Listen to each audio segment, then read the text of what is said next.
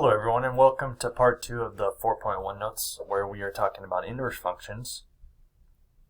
We're going to see here an interesting application of the composition of functions that we saw before, because we actually have a definition for inverse functions, which the definition is kind of odd. Why don't we take a look at it?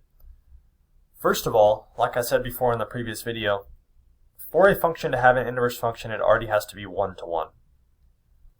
And so by the time we have a one-to-one function, now we've got another one. We're checking whether it's the inverse. And we actually have this case. It's kind of a double definition.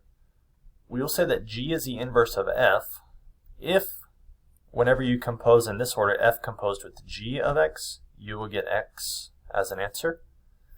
And whenever you compose in the other direction, g of f of x, you also will get x as an answer. And so in order to check whether a function is an inverse of another one, we should try composing the functions in these two different directions and see if we can simplify that expression and just get x. And so here it's pretty common to see that notation using not f and g, but using f and f inverse.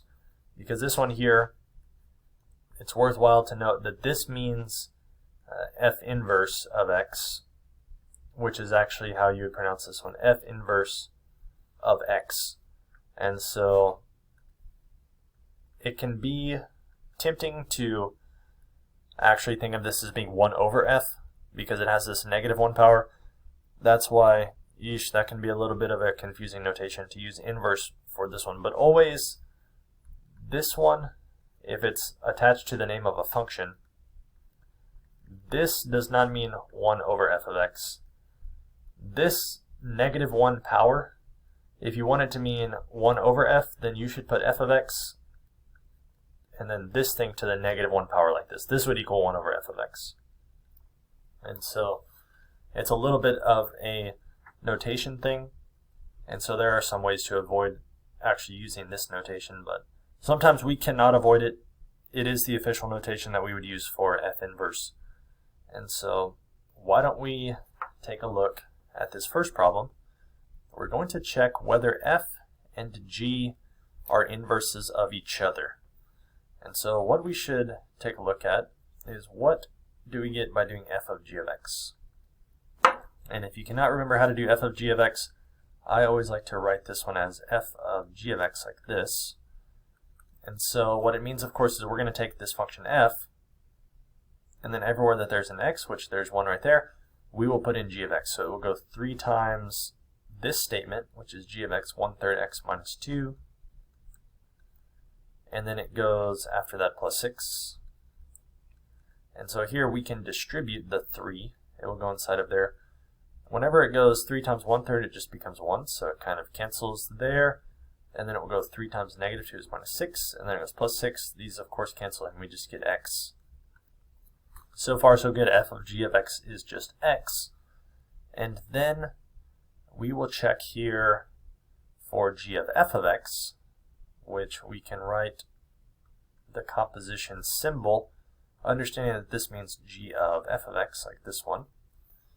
And then we can simply plug into g of x. We want, instead of x right here, we will plug the whole f thing. So it'll go 1/3 of the quantity 3x plus 6, and then it goes at the end of this one minus 2. And so kind of the same deal, we can distribute the 1/3. It will cancel the 3 there, just give us x, and then 1/3 times 6, it goes plus 2, and then we have at the very end this minus 2. That will just cancel, and we just end up with x again. And so it checks out. They are inverses, and that's a convenient one. We could see for number 9, we can try the same thing. I think that it would be beneficial if you give this one a shot.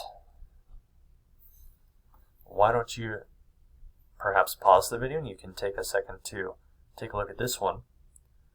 Maybe even just looking at it, does it seem like it's going to work? Why don't we give it a shot? F of g of x. If we compose it in one direction and it does not work, then we're already done. So why don't we see what's going to happen? we're trying to plug in, of course, g of x into f of x, and so it's going to go the whole statement for g of x, 5x plus 1, then it goes plus 1 again, and then it goes over 5. So this top here, this parentheses is not doing anything for us. We can just get rid of it. Combine the like terms, it goes like this one. And then do you see we can split up this fraction on the plus? It will go 5x over 5 plus 2 over 5, and the 5's will cancel. It becomes x plus 2/5. And so this is not just x, and so actually these ones for sure, they are not inverses for each other. But anyway, that does it for this video. In the next video, we're going to actually try finding an inverse function for a given function. That'll be a lot of fun, and so I will catch you guys in the next video.